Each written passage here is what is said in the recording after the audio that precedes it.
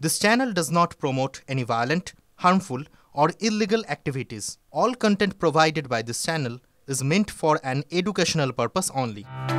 একই গ্রামে একই সঙ্গে অন্তঃসত্ত্বা হয়ে পড়লেন ৪০ জন অবিবাহিতা মহিলা। আর তারপরেই হুলস্থুল পড়ে গিয়েছে গোটা গ্রাম জুড়ে। উত্তরপ্রদেশের বারাণসীর মহলিয়া গ্রামের রামনা গ্রাম পঞ্চায়েতের ঘটনা।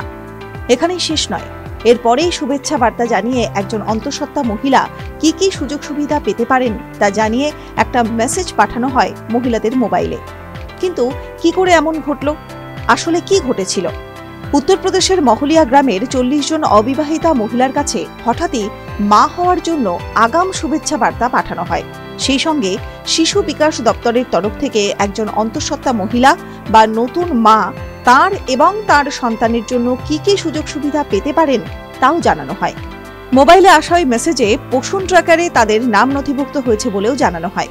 এমনকি রেশন, রান্না করা খাবার, শিশুর স্বাস্থ্য পরীক্ষা বা মাতৃদুগ্ধ পান করানোর ক্ষেত্রে নানা ধরনের সুযোগ সুবিধা সরকারের তরফ থেকে পাওয়া যাবে বলে তাদের সচেতন করা হয়। প্রয়োজনে নিকটবর্তী অঙ্গনওয়াড়ি কেন্দ্রে যোগাযোগ করতে বা 14408 নম্বরে ফোন করতেও বলা হয়। গ্রামের অবিবাহিতা মহিলাদের কাছে এই মেসেজ আসায় পুলিশের কাছে অভিযোগ জানান তরুণীরা। প্রাথমিকভাবে মনে করা হচ্ছে অঙ্গনওয়াড়ি কর্মীদের ভুলেই এই ঘটনা ঘটেছে।